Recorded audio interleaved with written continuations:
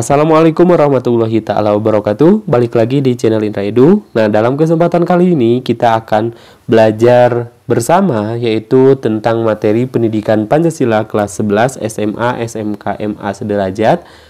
Adapun pembahasannya itu adalah bab 1 terkait dengan menjiwai Pancasila, sementara sub pembahasannya itu adalah bagian A, keterkaitan antar sila Pancasila.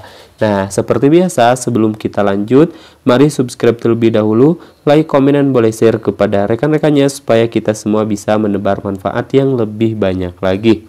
Nah, adapun peta konsep bab 1 terkait menjiwai Pancasila ini dibagi menjadi 3 subbab ya. Subbab. Di mana sub A itu tentang makna dan keterkaitan sila-sila Pancasila. Sub yang B adalah Pancasila dalam tindakan. Yang C adalah Pancasila sebagai ideologi negara. Nah, dalam video kali ini kita akan membahas tentang sub A, makna dan keterkaitan sila-sila Pancasila. Adapun tujuan pembelajaran dalam pertemuan kali ini, setelah mempelajari materi bab ini, kalian diharapkan mampu menganalisis rumusan dan keterkaitan sila-sila dalam Pancasila. Langsung saja kita simak materinya. Nah, keterkaitan antar sila dalam Pancasila tentunya sila yang pertama ketuhanan yang Maha Esa, sila yang kedua kemanusiaan yang adil dan beradab, sila yang ketiga persatuan Indonesia, sila yang keempat kerakyatan yang dipimpin oleh hikmat, kebijaksanaan dalam permusyawaratan perwakilan, serta sila yang kelima keadilan sosial bagi seluruh rakyat Indonesia. Nah, apabila diurai lebih detail lagi, kita akan mendapati bentuk-bentuk keterhubungan antar sila Pancasila ini. Nah, pertama, hubungan sila pertama dan kedua ya. Jadi hubungannya seperti apa sila pertama dan sila yang kedua ini ya. Nah, dengan keterkaitan atas keduanya, Pancasila tidak hanya menghendaki setiap orang yang menjadi bagian dari bangsa Indonesia untuk meyakini dan menjalankan ajaran-ajaran agama yang dipeluknya, akan tetapi juga mengamalkan ajaran-ajaran tersebut dalam bentuk cinta atau kasih sayang kepada sesama manusia sebagai makhluk Tuhan yang Maha Esa. Jadi dapat kita tarik kesimpulan terkait dengan hubungan sila pertama dan kedua gitu ya dalam slide ini, bahwasanya kita sebagai manusia tentunya kita itu menjalankan kewajiban kita setiap ajaran-ajaran agama yang kita anut. Nah, selain kita menjalankan kewajiban ajaran agama yang kita anut atau yang dipeluknya, tentunya kita itu harus mengamalkan atau mengaplikasikan gitu ya dalam kehidupan sehari-hari. Nah, mengamalkan atau mengaplikasikan dalam kehidupan sehari-hari tentunya disesuaikan dengan ajaran-ajaran agama yang kita anut. Tentunya semua ajaran agama itu pasti tentang kebaikan, tidak mungkin tentang keburukan, tentang hal-hal yang keburukan seperti itu ya. Nah, dalam hubungan sila pertama dan kedua ini, demikian juga sebaliknya, kasih sayang kita kepada sesama manusia sebagaimana yang diajarkan sila kemanusiaan yang adil dan beradab harus dilandasi oleh keimanan kita kepada Tuhan yang Maha Esa sebagaimana ditegaskan oleh sila yang pertama.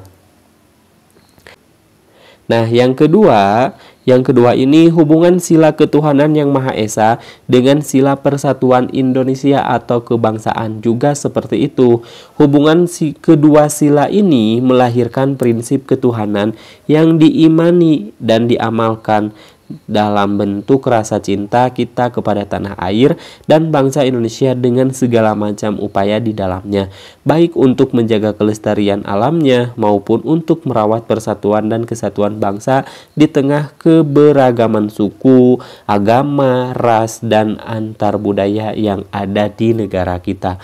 Jadi sekali lagi hubungan kedua sila ini yaitu sila ketuhanan yang Maha Esa dengan sila persatuan atau sila yang ketiga ini yaitu melahirkan prinsip ketuhanan tetap yang harus diimani dan juga diamalkan dalam bentuk rasa cinta kita kepada tanah air. Jadi ini lebih kepada hubungan dengan Tuhan, terus juga hubungan dengan tanah air kita gitu ya. Nah, oleh karena itu, dalam kaitan inilah ajaran ketuhanan di semua agama dan kepercayaan Indonesia harus dilihat sebagai ajaran yang memupuk rasa cinta tanah air dan bangsa kepada para pemeluk-pemeluknya. Selain itu, karena Pancasila adalah 5 asas yang merupakan ideologi negara, maka kelima sila itu merupakan kesatuan. Tak dapat dipisahkan satu sama lainnya. Hubungan antar 5 sila asas itu erat sekali kaitannya gitu ya, kait mengkait, berkait mengkait, berangkaian, tidak berdiri sendiri. Nah, lalu yang berikutnya, hubungan sila kemanusiaan yang adil dan beradab. Nah, kedua dengan sila persatuan Indonesia atau ketiga.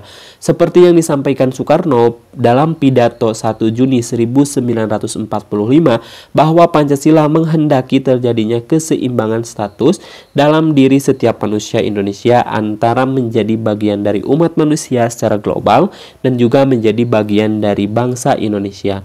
Nah, dengan itu kebangsaan yang diajarkan oleh sila ketiga pada dasarnya merupakan bagian dari identitas kemanusiaan ya, secara universal sebagaimana dikehendaki oleh sila yang kedua. Nah, oleh karena itu, bangsa Indonesia bukanlah bangsa yang menganggap status dirinya lebih tinggi dari bangsa lain. Ia mengakui dirinya sebagai bagian dari seluruh umat manusia yang memiliki agama, suku, dan bangsa yang berbeda-beda. Pada saat kebersamaan, ia dituntut untuk selalu hidup harmonis dalam relasi yang setara sebagai makhluk Tuhan yang Maha Esa.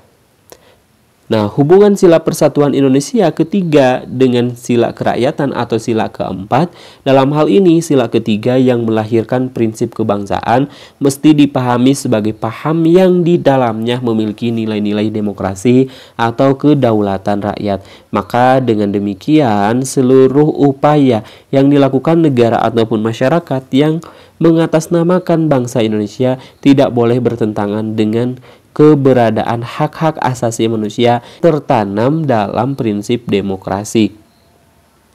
Selain itu pula, keberadaan hubungan antara sila ketiga dan sila keempat ini juga menghendaki agar semua orang yang menjadi bagian dari bangsa Indonesia harus dilihat dalam posisi yang setara dan sama-sama bisa berperan untuk memajukan negara. Adapun yang berikutnya, hubungan sila kerakyatan atau sila keempat dan sila keadilan sosial atau sila kelima.